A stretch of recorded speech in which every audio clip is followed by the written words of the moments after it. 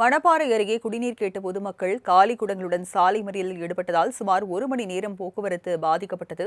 இதுகுறித்த கூடுதல் தகவல்களை எமது செய்தியாளர் பக்ருதீன் வழங்க கேட்கலாம். பக்ருதீன், என்னென்ன கோரிக்கைகளை முன்வச்சு போராட்டத்தில் ஈடுபட்டாங்க? ராஜலட்சுமி, அதாவது திருச்சி மாவட்டம் மணப்பாறை அருகே உள்ள பொன்சங்கிப்பட்டியில் சுமார் 150க்கும் மேற்பட்ட குடும்பத்தினர் வசித்து வருகின்றனர்.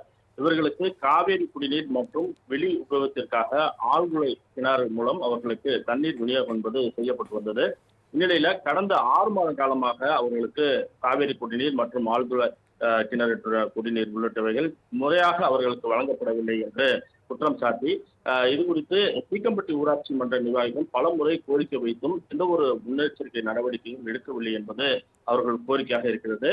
தொடர்ந்து தங்களது கோரிக்கையை செவிசாய்ப்பதை கட்டித்துதான் உடனடியாக அந்த பகுதியில் அவர்கள் சாலை மறியலில் ஈடுபட்டாங்க.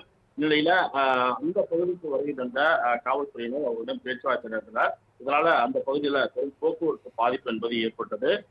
ஏற்கனவே அவர்கள் இந்த தண்ணீர் பற்றாக்குறை காரணமாக அந்த கோரிக்கைகளை முன்வைத்ததை தொடர்ந்து அவர்களுக்கு ஒரு நாள் ஒன்றுக்கு 80 ரூபாய் பேரல் தண்ணி அவர்களுக்கு செலவிட்டு ஒரு வண்டிக்கு 600 ரூபாய் கொடுத்து அந்த பகுதி மக்கள் அந்த தண்ணீரை பெற்று ஓடும் நிலைமை ஏற்படுகிறது.